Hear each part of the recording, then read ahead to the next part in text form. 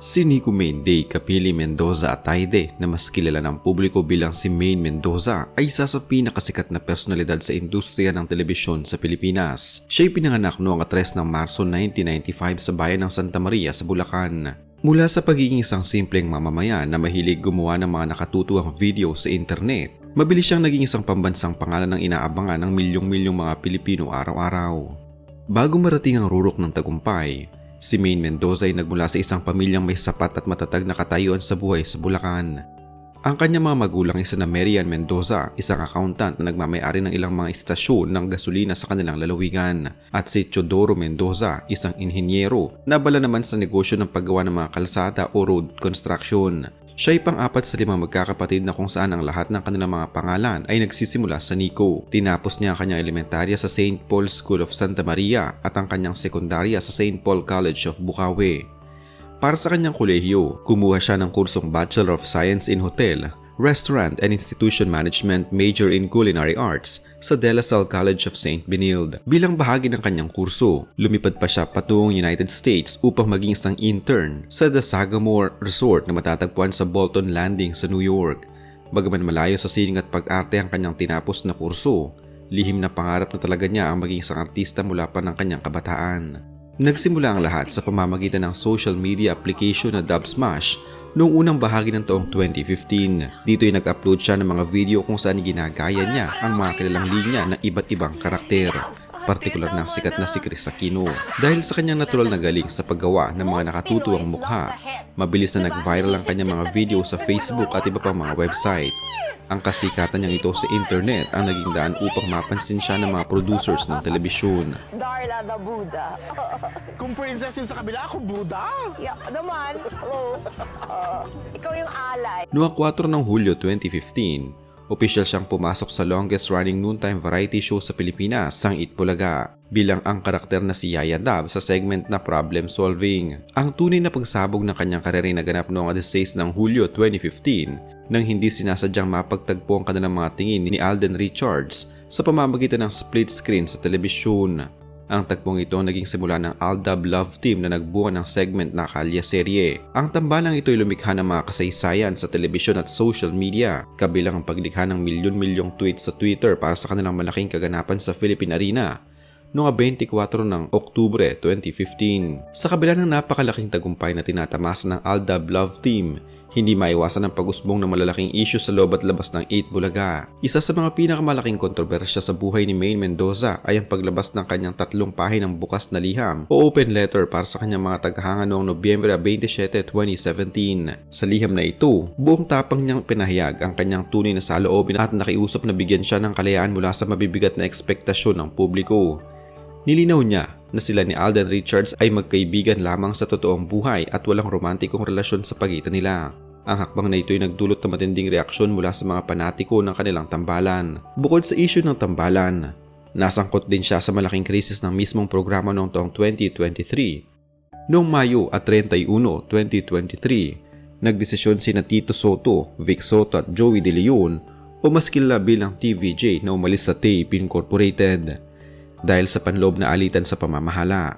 Sa parehong araw, kasama si Main Mendoza sa mga orihinal na dabarkads na naghain ng kanilang pagbibito bilang pagpapakita ng suporta at katapatan sa TVJ. Ang desisyong ito ay nagpakita ng kanyang paninindigan sa mga taong nagbigay sa kanya ng pagkakataon sa industriya.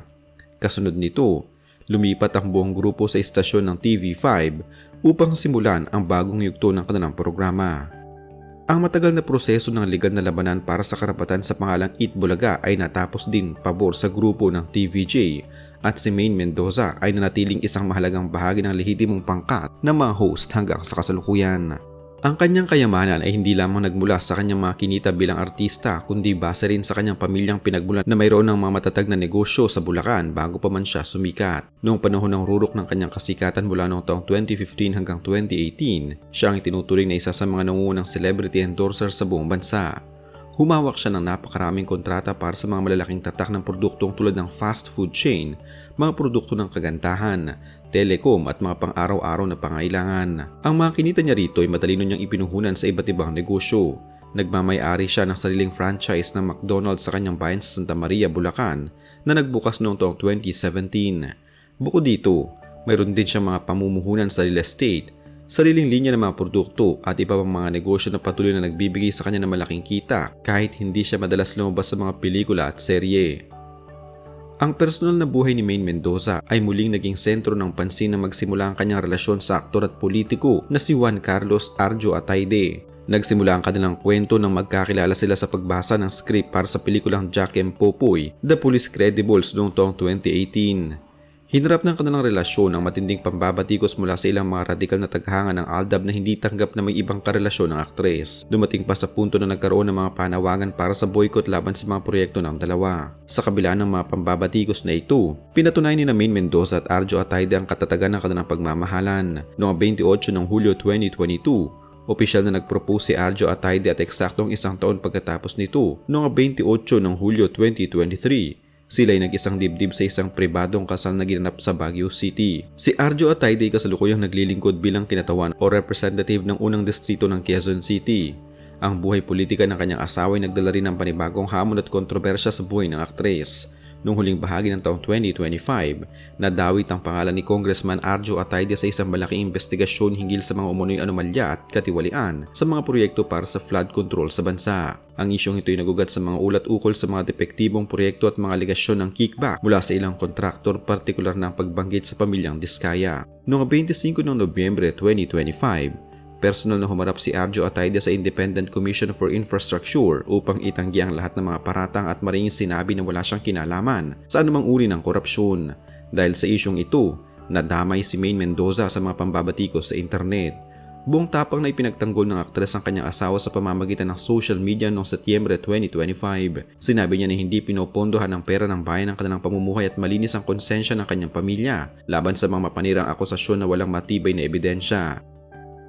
Ang antas ng kasikatan na nararanasan niya noong taong 2015 ay isang pambihirang kaganapan na mahirap panatilihin sa mahabang panahon sa industriya ng showbiz. Pagkatapos niyang piliin ang kanyang personal na kaligayahan at kapayapaan ng isip kaysa sa pagpapanatili ng isang artificial na tambalan, normal lamang na ang mga panatikong taghanga ay nabawasan. Ang pagkawala niya sa mga gabi-gabing series, telebisyon at sunod-sunod na pelikula ay isang personal na desisyon upang maiwasan ang labis na pagkapagod at upang magkaroon ng oras para sa kanyang pamilya. Hindi siya nalaos sa tradisyonal na kahulugan, kundi mas pinili niya ang isang mas tahimik, kontrolado at matatag na karera na malayo sa magulong chismis. Sa kasalukuyang panahon ng taong 2026, si Maine Mendoza ay nananatiling aktibo sa kanyang mga piling proyekto sa industriya ng telebisyon.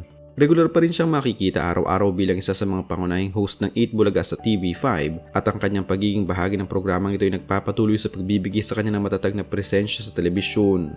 Ang kanyang buhay ngayon ay nakasentro sa pagiging isang asawa na sumusuporta sa karera at tungkulin sa gobyerno ng kanyang kapareha habang pinapanatili ang kanyang sariling kalayaan bilang isang artista. Si Maine Mendoza ay isang buhay na patunay na ang isang artista ay maaaring magtagumpay sa pamamagitan ng pagiging tapat sa sarili kahit na nangangahulugan ito ng pagharap sa mga malalaking hamon at pagbabago sa takbo ng karera.